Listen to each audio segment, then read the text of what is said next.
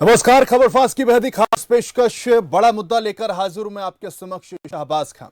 वो कहावत तो आपने सुनी होगी, तू डाल डाल तो मैं पात पात। ऐसा एनडीए और इंडिया के बीच देखने को मिल रहा है। जैसी खबरें निकलकर सामने आ रही हैं, उससे तो यही साबित हो रहा है, क्योंकि विरोधी जैसे ही पीएम मोदी को घेरने की रणनीति बनाते हैं, वैसे ही कुछ नया खेला हो जाता है। जी हां, देश में एक ही चुनाव कराने को लेकर केंद्र सरकार ने एक बड़ा दांव खेला है। केंद्र ने एक देश एक चुनाव को लेकर एक समिति का गठन किया है। पूर्व राष्ट्रपति रामनाथ कोविंद की इस समिति का अध्यक्ष उन्हें बनाया गया है। यह समिति इस मुद्दे पर विचार करने के बाद अपनी रिपोर्ट सौंपेगी। इसके बाद यह तय होगा कि आने वाले समय में क्या सरकार लोकसभा चुनाव के साथ ही राज्यों में विधानसभा के चुनाव कराने की तैयारी करेगी या नहीं। इन सब के बीच एक अटकल यह भी है कि इस विशेष सत्र में पूरे देश में एक साथ चुनाव कराने का बिल लाया जा सकता है। पूरे देश में लोकसभा और विधानसभाओं के चुनाव एक साथ हों, इसका सुझाव पीएम मोदी कई बार पहले भी दे चुके हैं। फिलहाल एक खास रिपोर्ट देखिए।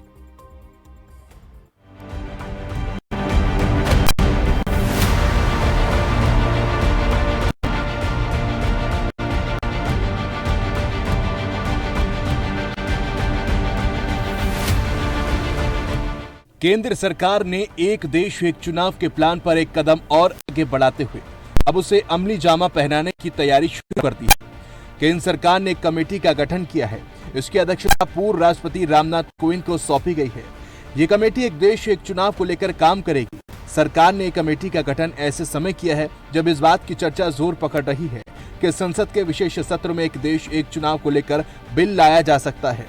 संसद का विशेष सत्र 18 से 22 सितंबर तक चलेगा। आजाद भारत में एक देश एक चुनाव की बात बहुत पहले से कही जाती रही है। पहले की सरकारों में भी इस बात पर बात होती रही। हालांकि कुछ रिपोर्ट आदि से आगे कभी मामला नहीं बढ़ा। थोड़ा और पीछे चले तो ये भी एक सत्य तथ्य है कि भारत में 1967 तक एक साथ चुनाव कराने का चलन था, लेकिन 1968 और 1969 में कुछ विधानसभाओं और दिसंबर 1970 में लोकसभा के विघटन के बाद चुनाव अलग से कराए जा रहे हैं। हालांकि दोबारा से एक साथ चुनाव कराने की संभावना 1983 में चुनाव आयोग की वार्षिक रिपोर्ट में उठाई गई थी। इसके बाद में 3 अन्य रिपोर्ट में इस अवधारणा से जुड़े और पहलुओं पर गहनता से अध्ययन किया गया। देश में 1952, 1957, 1962 और 1967 में एक साथ लोकसभा और विधानसभा चुनाव हुए। इस व्यवस्था के तहत 4 बार चुनाव हुए, जिसमें राज्यों के विधानसभा चुनाव, लोकसभा चुनाव एक साथ होते थे। इसके साथ ही 1968 और 1969 के बीच कुछ राज्यों की विधानसभा भंग हो गई, जिससे ये सिलसिला टूट गया। ऐसे में फिर से ये मामला गरमाता नजर आ रहा है, क्योंकि एक और जहां साल बीते और विपक्ष के चुनाव में हार हाथ लगी, तो दूसरी ओर बीजेपी का प्रभुत्व भी बढ़ता गया। अब इसे पीएम मोदी का मैजिक कहें या जनता का भारी समर्थक, क्योंकि साल 2014 और 2019 में लगातार बड़े अंतर से पराजित होने के बाद विपक्ष को विश्वास हो गया कि मोदी और बीजेपी को हराना है तो एकजुट होना ही होगा। वन नेशन वन इलेक्शन की चर्चा इसी और संकेत कर रही है। अगर एक देश एक चुनाव का नियम लागू हो गया तो इससे बीजेपी को क्या फायदा होगा और विपक्ष को क्या नुकसान। असली खेल इसी के जवाब में निहित है, क्योंकि विपक्षी दलों के सामने सीटों के बंटवारे की नौबत आना तय है। ऐसे में इसे कैसे हल करते हैं, ये देखने वाली बात होगी। हालांकि प्रश्न ये भी है कि 2024 के लोकसभा चुनाव से ही एक देश एक चुनाव का कानून लागू किया जा सकता है। संवैधानिक स्थिति के अनुसार नई सरकार को 26 मई 2024 तक शपथ ग्रहण कर लेना है। करीब 1.5 अरब की आबादी वाले देश में चुनाव करवाना कोई आसान बात नहीं। पिछली बार 2019 के लोकसभा चुनाव 7 चरणों में संपन्न हुए थे और मार्च महीने में ही चुनाव की अधिसूचना जारी हो गई थी। यानी चुनाव से लेकर नई सरकार बनने तक की प्रक्रिया में कुल 3 महीने लग गए थे। इस तरह देखें तो अगले साल के चुनाव की प्रक्रिया शुरू होने में अभी 7 महीने बाकी हैं। तो क्या संभव है इन 7 महीनों में वन नेशन वन इलेक्शन का कानून बनाकर इसे जमीन पर उतार दिया जाए? ब्यूरो रिपोर्ट, खबर फास्ट।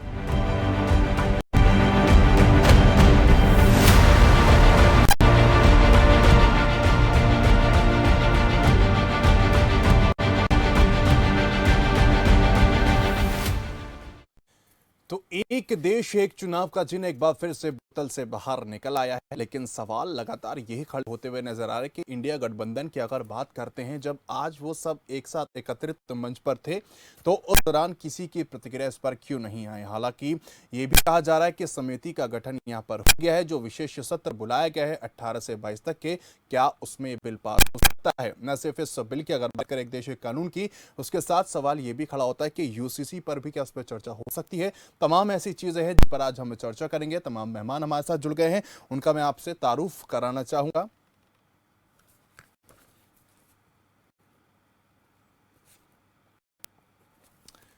चलिए चर्चा की अब शुरुआत करते हैं। तमाम मेहमान हमारे साथ जुड़ गए, उनका तारुफ आपसे कराता हूं।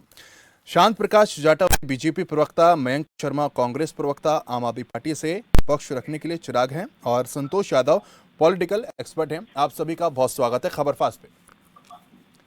शांत प्रकाश जाटव जी, पहला सवाल आपसे कि एक देश एक चुनाव का जिन एक बार फिर से बोतल से बाहर निकल गया। 18 से 22 सितंबर तक संसद के विशेष सत्र को बुलाया गया है, और क्या इस विशेष सत्र में बिल पास हो सकता है? क्योंकि विपक्षी खेमे में हलचल मची है, वो तमाम सवाल खड़े कर रहे हैं।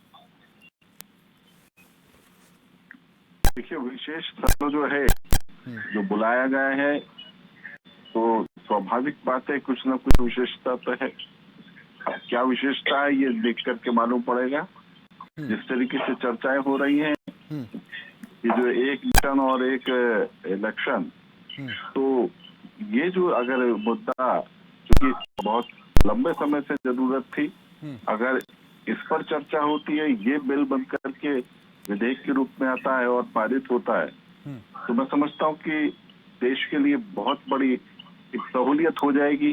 क्योंकि विधानसभा की सूचियां अलग हैं, लोकसभा की सूचियां अलग हैं, दोनों के चुनाव जो है वर्ष भर चलते रहते हैं।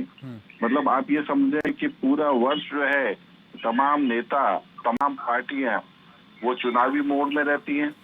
तो मुझे लगता है कि अगर ये एक बार चुनाव हो जाएगा तो 5 वर्ष तक जो है कम से कम जो भी सत्ताधारी पार्टियां हैं, सत्ता में जो हैं, उनके सामने विपक्ष अपना जिम्मेवारी को निर्वहन कर पाएगा, सत्ता काम करेगी और विपक्ष जो है उन पर निगरानी रख पाएगा। ओवैसी साहब कह रहे कि one nation one election Bharat के संविधान के खिलाफ है। इस तरह की प्रतिक्रिया भी सामने आई है। जो लोग ये बात कह रहे हैं तो उनको ये ध्यान में होना चाहिए कि जब 1952 में सबसे पहले चुनाव हुआ, वो प्रक्रिया जो है 67 तक कंटिन्यू चली, और 67-68 में कुछ विधानसभाओं को भंग चुकी करा गया, तो इस कारण से वो सब जो है एक साथ जो क्रम था वो टूट गया। तो एक्चुअल में तो संविधान में तो यही प्रावधान है कि इकट्ठा चुनाव होने चाहिए, और ये अगर स्टेप उठाया जाता है तो ये एक्चुअल में जो संविधान का जो पीछे जो मंतव्य है पूर्ण होगा। यहाँ की ये बात कहना कि इससे संविधान को बदला जा रहा है या कुछ चेंजेस किए जा रहे हैं, अरे संविधान हमारी सहूलियत के लिए ही तो है। संविधान का अर्थ क्या है? जिसको हम लोग मिलकर के तय करें, समाज के जिसने वर्ग ने तैयार किया उसकी सहूलियत के लिए। अब ये सहूलियत अगर दी जा रही है, अगर ये बन जाता है, तो मैं समझता हूँ कि ये सहूलियत होगी। तो इसमें कहीं भी संविधान के साथ कोई छेड़छाड़ वाला विषय नहीं है। चलिए, कई बार मेरा आपसे आग्रह है कि आपने मेरे को प्रवक्ता लिखा हुआ है, इसको चेक करा दे, मैं प्रवक्ता नहीं। ठीक सर, मैं इसको दुरुस्त कराता हूं। ठीक, मैं अब रुख करना चाहूंगा मयंक शर्मा का। मयंक, प्रधानमंत्री मोदी की सरकार जब से आई है सरप्राइज के लिए जानी जाती है। कल जब हर और इंडिया पे चर्चा चल रही थी, उस समय विशेष सत्र बुलाकर ये खबरें भी सामने आ गई कि वन नेशन वन इलेक्शन पर चर्चा संभव हो सकती है, या फिर बिल भी विशेष सत्र में पारित हो सकता है। कैसे देखती है कांग्रेस, और क्या वजह मानते हैं विशेष सत्र बुलाने के पीछे की? देखिए शाहबाज जी, आपका बहुत बहुत धन्यवाद। हम सभी जानते हैं कि बीते कई सालों में इस सरकार ने सरकारी आज जो बात कर रहे हैं डेमोक्रेसी की, लोकतंत्र की, उसको चीरहरण करने का कार्य किया पिछले कई समय से। मैं भी शांति को बहुत ध्यान से सुन रहा था। बेबुनियाद की बातें वो हम लोगों के सामने रख रहे थे। मैं एक चीज आपसे पूछना चाहता हूँ, क्या आज पूरा भारत राष्ट्रपति शासन के लिए तैयार है? जो वन नेशन वन पोल की इन्होंने बात कही, तो देखिए वन नेशन वन पोल में क्या क्या खामियां हैं, मैं उसके बारे में बात करना चाहता हूँ। अभी तो समिति बनी है ना, अभी तो कमेटी बनी है, उस पर चर्चा होगी, कांग्रेस का पक्ष जानेंगे, तमाम पक्ष जानेंगे। ऐसा तो नहीं है कि भाई कल ही लग जाएगा। नहीं, बिल्कुल वही मैं कहना चाह रहा हूँ कि हमारे देश में वन नेशन वन पोल कैसे हो सकता है। मैं सांझी से पूछना चाहता हूँ, क्या विधानसभा और लोकसभा चुनाव एक साथ करा दिए जाए? लेकिन जो स्टेट में नगर पंचायत के चुनाव होते हैं, दिल्ली में निगम पार्षद के चुनाव होते हैं, क्या वो चुनाव भी एक साथ होंगे? सर वो प्रोसेस आना चाहिए।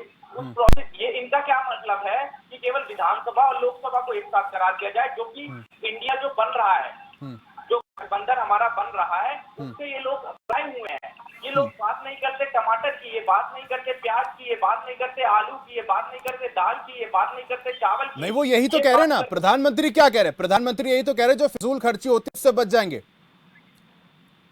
फिजूल खर्ची जब अपने चेहरे पे कर लेते हैं उससे फर्क नहीं पड़ता, पर फर्क यही पड़ता है कि देखिए जनता के मुद्दे अलग अलग होते हैं, राज्य के मुद्दे और देश के मुद्दे दो अलग अलग मुद्दे होते हैं। राज्य के मुद्दे सड़क कैसे बनाई जाए, सड़क को किस तरीके से बनाई जाए, फ्लाईओवर बनाया जाए, जाम मुक्त कराया जाए, राज्य के अलग मुद्दे हैं, केंद्र के अलग मुद्दे, दोनों मुद्दों को आप कंबाइन नहीं कर सकते। देखिए मैं बार बार कहता हूँ, मेरी पार्टी का अभी कोई आधिकारिक बयान नहीं आया है इसको लेकर, ये मेरी व्यक्तिगत राय है, जब मैं ऐसा सोचता हूँ। लेकिन 1952 से 67 तक तो हुआ है ना, तब क्षेत्रीय मुद्दे, राज्यों के मुद्दे, नेशनल मुद्दे अलग थे क्या? नहीं, उस समय 1951 में हमारे देश की देश राज्य सब कुछ एक तरीके से चल रहा था, क्योंकि हमारा देश उस समय आजाद हुआ था, तो उस समय एक साथ चुनाव कराने में कोई दिक्कत नहीं है। मैं एक उदाहरण देता हूँ आपको, कर्नाटका का चुनाव अभी 4 महीने उस चुनाव के हुए हैं, अगर उसको दोबारा चुनाव कराया जाएगा तो वहाँ की जो जनता ने वोट दिया वो अपने आप को ठगा महसूस नहीं करेगी क्या? ये भी तो एक मुद्दा है ना। इस मुद्दे पर भी बात हो कि जनता ने अभी हाल ही में फैसला देकर उन्हें जिताया, चाहे हिमाचल हो चाहे चले ठीक है, मैं चिराग सेठी जी आपकी ओर करना चाहूंगा, क्या वजह मानती है आम आदमी पार्टी? बिल क्या जल्दबाजी में लाया जा रहा है या फिर इसके पीछे की बेचैनी क्या है? आवाज भाई, बेचैनी तो ये हार की बेचैनी है। ये वो प्रधानमंत्री है जो पहले कहते थे मैं अकेला ही काफी हूँ, आज वो प्रधानमंत्री भी थकेले होते जा रहे हैं। आज जो साथ के दल थे वो छोड़ते जा रहे हैं, तो आज कुछ ना कुछ तो करने की जरूरत है। तो कुछ ना कुछ करने में आया है one nation one election. But अभी इस पे ये बात किसी ने नहीं करी कि इस पे सिक्योरिटी का क्या होगा। आज इनको ये विधानसभा के जो चुनाव है इस साल के अंत में, आज उसकी हार इनको अभी से सता रही है, क्योंकि इन्होंने कर्नाटका में देखा कि कितनी बुरी तरह से इनको हारना पड़ा। तो अब इनको लग रहा है कि किसी न किसी तरीके से हम अपने लोगों का माइंड डाइवर्ट कर दें। आज ये मुद्दों से भटकाने की बात है। आपको भी पता है हमारा देश जितना बड़ा है उसमें सिक्योरिटी अरेंजमेंट से लेकर उसमें हर चीज को ध्यान में रखकर आपको चुनाव कराने पड़ते हैं। इलेक्शन कमीशन तो तैयार है ना, इलेक्शन कमीशन की तरफ से क्या गया कि भाई हम तो तैयार हैं? देखिए तैयार है तो फिर अभी सदन आएगा, सदन में देखते क्या होता है। पर आप समर्थन करेंगे? फिर आम आदमी पार्टी समर्थन करेगी, इंडिया समर्थन करेगी? 2019 में उन्होंने नहीं सोचा था कि वन नेशन वन इलेक्शन के बाद वन नेशन वन इलेक्शन की थ्योरी कहां से आती है? क्योंकि इनको दिख रहा है कि लोकसभा तो जा ही रही है और विधानसभा भी जाने वाली है। जो मोदी जी ने महंगाई को चांद के पास पहुंचा दिया है, जो पेट्रोल डीजल के रेट इतने बढ़ा दिए हैं, जो दो कम्युनिटीज के बीच में नफरत पैदा कर दी है, आज भारत की जनता ने उनको टाटा बाय बाय करने का फैसला कर लिया है। और उसी में इन्होंने एक चुनावी जुमला दिया है, चाहे वो यूसीसी है, चाहे वो वन नेशन वन इलेक्शन है। आप देख लीजिएगा, इनमें से कोई भी ऐसी चीज नहीं होगी जो आपको कागज पे 2024 में मिलने वाली है। ये सिर्फ और सिर्फ चुनावी जुमले हैं। जैसे वो 15 लाख रुपए था, जैसे वो 2 करोड़ नौकरियां थी, जैसे हमारे हिंदुस्तान के बारे में बात करके पेट्रोल डीजल को 30 रुपए पर लेके आ रहे थे, 15 लाख रुपए लेकर आ रहे थे, किसी अकाउंट में काला धन वापस आने वाला था, जैसे उनमें से कुछ नहीं आया।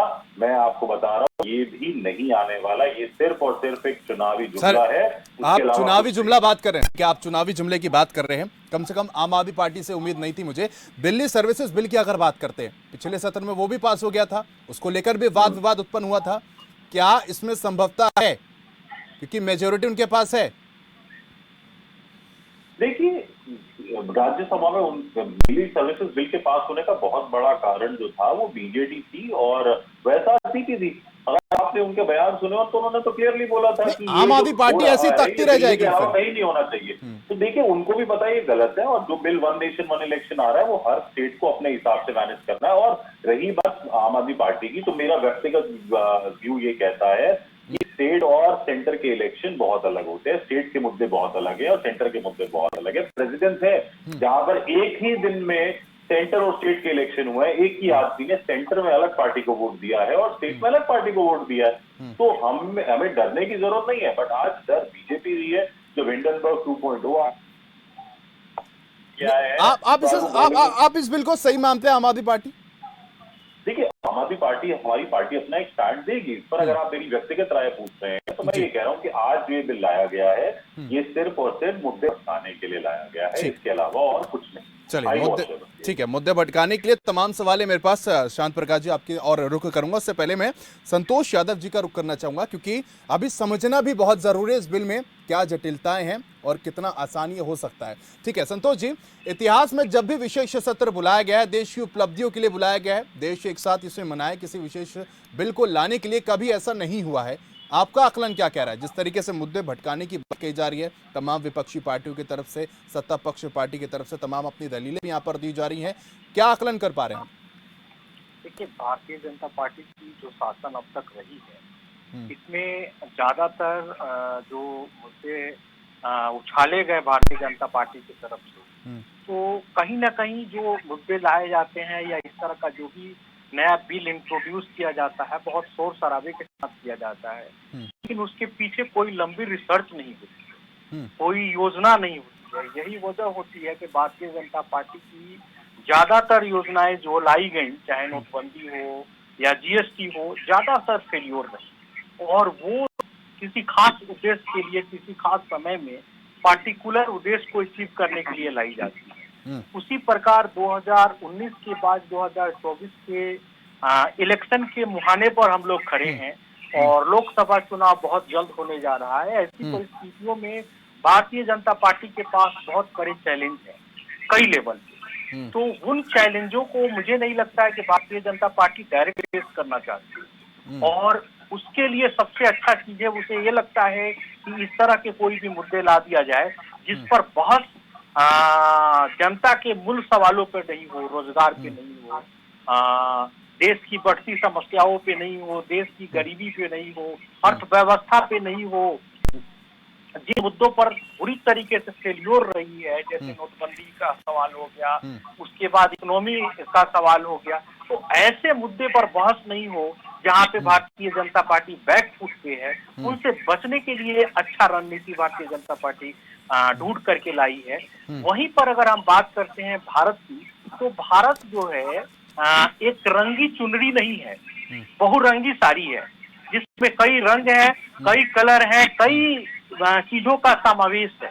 वैसे में जहाँ पर 30 से ज्यादा राज्य हैं और हर राज्य की अपनी बोली भाषा, अपनी समस्या और अपने चैलेंज है और उन सबको एक साथ इलेक्शन कराया जाना नहीं, वो तो ये तर्क दे रहे हैं ना भाई, पूर्व में भी तो हुआ है, वो तो ये तर्क दे रहे हैं कि भाई पूर्व में भी हुआ है। जी जी जी, बिल्कुल बिल्कुल। देखिए, दोनों ही परिस्थितियां बिल्कुल अलग थी, जो पूर्व में हुए उस समय हमारी सरकमस्टांसेस आप मानते हैं कि भाई इसमें बहुत जटिलताएं हैं और ये संभव नहीं है या मुश्किलात होगी? नहीं, मैं देखिए ऐसा नहीं, मैं मानता हूँ कि संभव नहीं है, लेकिन यह है कि इससे हमें क्या अचीव करना और इसका रोड मैप क्या है, इसके पीछे रिसर्च क्या है और आनन फानन में हम क्यों करना चाहते हैं। आनन फानन में, ठीक है। शांत प्रकाश जाटव जी, जिस तरीके से आपने सुना आप प्रवक्ता को और कांग्रेस प्रवक्ता को, सवाल ये कि लोकसभा और विधानसभा का डर आपको सता रहा है कि भाई वो तो जाने वाली है, और दूसरी तरफ खड़गे का बयान सामने आता है, वो सीधे तौर पर कहते कि भाई मणिपुर चल रहा था, अक्साई चीन पर कब्जा यहाँ पर किया जा रहा है, बंकर बनाए जा रहे हैं, तब विशेष सत्र नहीं बुलाया जाता। देखिए, अभी मैंने अभी पीछे कहा कि जो भी कुछ हो रहा है वो इस देश की जरूरत है।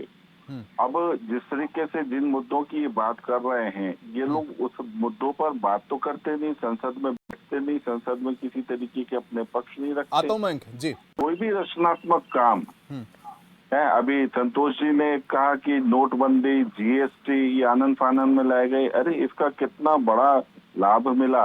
आज जीएसटी सबसे ज्यादा कलेक्शन होता है, अगर आपने विरोध करना है ठीक है करिए, क्या फर्क पड़ता है। ठीक इसी तरीके से आज हम तमाम पैसा और देश का तमाम समय जो है वो इलेक्शन में खर्च करते हैं। अगर ये इलेक्शन क्लब होकर के साथ साथ होंगे तो डेफिनेटली उसका जो लाभ जो है, जितने टीचर उसमें इलेक्शन कैंपेन कराने में समझते हैं। जिक्र तो 2014 से हो रहा था ना, तो इतनी देरी क्यों करती फिर? जिक्र तो 2014 से हो रहा था, फिर इतनी देरी क्यों करती? जिक्र तो 2014 से हो रहा। 1 मिनट सर, आप जो जीएसटी की सर बात कर रहे हैं, जीएसटी में हम इलेक्शन पे बात कर रहे हैं संतोष जी, इलेक्शन पे बात करिए, छोड़िए उन बातों को, इलेक्शन पे बात करिए। और आप देखिए, ठीक है, कोई बात नहीं, मेरे को बोलने दें, मेरे बाद में बोलना, आप अपने पक्ष पर बोलना, आप अपने बारी में बोलना, बीच में नहीं बोलना। देखिए, आज जितने टीचर हैं, जितने स्कूलों के टीचर, वो सब इलेक्शन में लगे रहते हैं। तमाम विभाग जो हैं, उनके कर्मचारी इलेक्शन में लगे रहते हैं। एक मर्तबा लगेंगे, उसके बाद में वो अपने काम पर ध्यान दे पाएंगे। देखिए, बहुत एनर्जी वेस्ट होती है केवल यहाँ पर बोल देने से कि भाजपा को डर लग रहा है। ठीक है, हार जाएंगे हम, आप जीत जाएंगे, क्या फर्क पड़ता है? मगर हम देश को सुधारने के लिए आए हुए हैं। देश को सुधारने की मतलब कर रहे हैं, ठीक है, लेकिन आईडीएफसी संस्थान की तरफ से एक रिपोर्ट भी सामने आई थी जिसमें कहा था कि 77% संभावना है मतदाता एक ही राजनीतिक दल या गठबंधन को चुनेंगे। तो अगर ऐसे क्षेत्रीय पार्टियों की बात करते हैं, बीएसपी की बात करते हैं, लगातार कहा जा रहा है कि भाई क्षेत्रीय पार्टी जो है और जो राज्यों के मुद्दे हैं वो कहीं ना कहीं दब जाएंगे, राज्यों के मुद्दे नहीं उठेंगे, फिर नेशनल के मुद्दे उठेंगे, तो क्षेत्रीय दल हैं जो फिर राज्य के मुद्दे उठा रहे, कहीं ना कहीं वो दब जाएंगे। क्योंकि जेपी नड्डा साहब तो सीधे तौर पर कह चुके हैं, पहले भी उनका बयान सामने आता है कि भाई क्षेत्रीय दल को हम खत्म कर देंगे। नहीं, ऐसा नहीं है। क्षेत्र के जो विधायक, जो विधायिका के लिए चुनाव लड़ते हैं, वो अपने विषयों को लेकर के पब्लिक के बीच में जाते हैं। और स्वाभाविक बात है कि मेरे क्षेत्र से अगर कोई विधायक मेरे यहाँ की समस्याओं के लिए निवारण करने के लिए तैयार होता तो मैं उसको वोट दूंगा। तो जाहिर सी बात है कि ऐसा नहीं है कि मुद्दे तो देखो क्षेत्रीय स्तर के हैं, वो विधायक लड़ेंगे, और जो राष्ट्रीय स्तर का वो सांसद। तो और यहाँ पर अगर ऐसा होता तो दिल्ली में लोकसभा सीट की जगह जो बीजेपी के पास है, विधानसभा में बीजेपी का अच्छा खासा आंकड़ा रहता। फिर देखिए, चुनाव संविधान जो है हमारा कहता है कि इकट्ठा होना चाहिए, उसको ये कर रहे हैं। बाकी के लिए नहीं, संशोधन तो करना पड़ेगा ना उसमें, अभी संशोधन करना पड़ेगा किसी भी सूरत में। मैं गलत हूं संतोष जी, अभी संशोधन की जरूरत है, बिना संशोधन के नहीं हो सकता। बाकी की जो बातें हैं वो बिल्कुल बेतुकी हैं। जी बताएं संतोष जी, अभी तो संशोधन की भी जरूरत है। देखिए मसला वो नहीं है, मसला ये है, मेरा जो कहना है, मेरी जो राय है कि कोई भी एक्शन हो, कोई भी कार्य हो, पूरे रिसर्च के साथ हो, रोड मैप के साथ हो, प्लानिंग के साथ हो, ना कि सिर्फ राजनीतिक मुद्दा बनाकर लाभ लेने के लिए हो, आनंद फानन में हो और देश के मुद्दे भटकाने के लिए हो। ठीक है, रिसर्च नहीं है। देखिए, भारतीय जनता पार्टी ये ला रही है बिल, अच्छी बात है, लेकिन भारतीय जनता पार्टी एक रोड मैप बना ले, बना लेती। पिछले 3 साल, पिछले 4 साल, पिछले 5 साल में इन मुद्दों को उठाया होता, उसके बाद लोगों का फीडबैक लिया। देरी क्यों? ठीक है, जल्दबाजी में फैसला क्यों? ठीक है, मयंक आप कुछ कहना चाह रहे हैं, जल्दी से अपना सवाल रखिए सर। जी, खड़गे जी के बयान को अभी जब मणिपुर के बारे में उन्होंने बोला तो शांत जी ने एक बात बोली कि जो कुछ हो रहा है समय के हिसाब से ठीक हो रहा है। मुझे ऐसी उम्मीद नहीं थी कि आप एक प्रवक्ता होने के नाते मणिपुर के जलने को एक वो बताओगे। मुझे बहुत अफसोस हुआ आपकी ये बात सुनकर। दूसरी बात इन्होंने बोली कि हम हार जाएंगे और आप जीत जाओगे, आपने ऐसा बोला। देखिए, मैं आपको बताता हूँ, जनता जीतेगी और भाजपा हारेगी। तीसरी बात, आपने एक चीज और बोली थी कि आपके क्षेत्र का विकास जो विधायक करेगा, जो व्यक्ति करेगा, मैं उसको वोट दूंगा। क्या आप तैयार हो इंडिया के गठबंधन को वोट देने के लिए, कांग्रेस के विधायक को वोट देने के लिए? आप ये बताइए।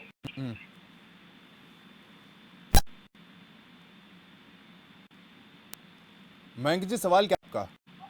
सवाल यही है कि अगर इन्होंने बोला ना विकास करने वाला अगर कोई भी होगा मैं उसको वोट दूंगा, तो क्या आप कांग्रेस को, इंडिया गठबंधन को तो मतलब बीजेपी विकास नहीं कर रही क्या? बीजेपी विकास नहीं कर रही? बिल्कुल नहीं, बिल्कुल नहीं। तो चुनाव में कैसे जीत रही है फिर? के बारे में क्या बोला? 19 में कैसे जीत गई फिर? माफी, क्या बोला? 19 में कैसे जीत गई वो? फिर जीत कैसे रही अगर वो विकास नहीं कर रहे तो?